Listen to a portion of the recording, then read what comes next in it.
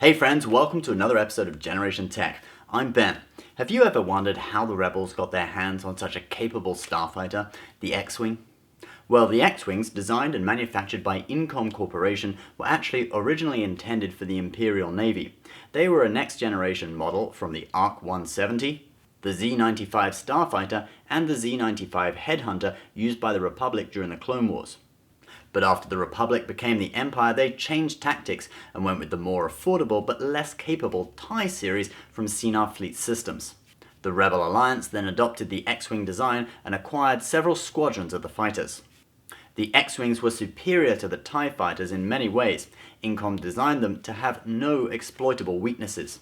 They were described by General Recan as an almost perfect balance of speed, maneuverability, and defensive shielding.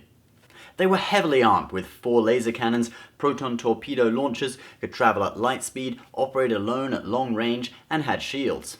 The TIE fighters, meanwhile, had no shields, no hyperdrive, and just 2 laser cannons. Although they were more environmentally friendly, they had solar panels in the wings that supplied some of the power for the engine. The Empire was just so progressive in some ways.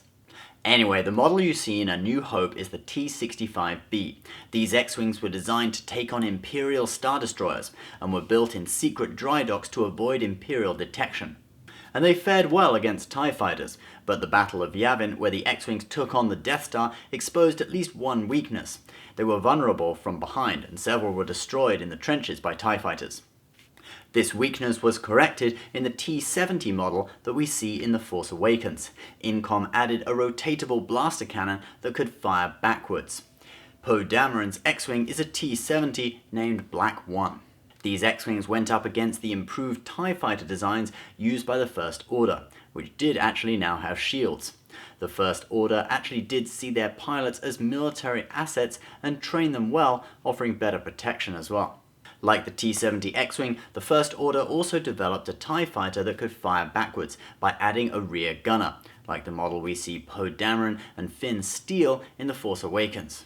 And the T-70s were later replaced by an even newer model, the T-1000. Just kidding, the T-85.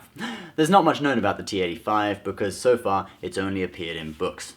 So guys, there's a brief history of the X-Wing and the TIE fighters that it went up against.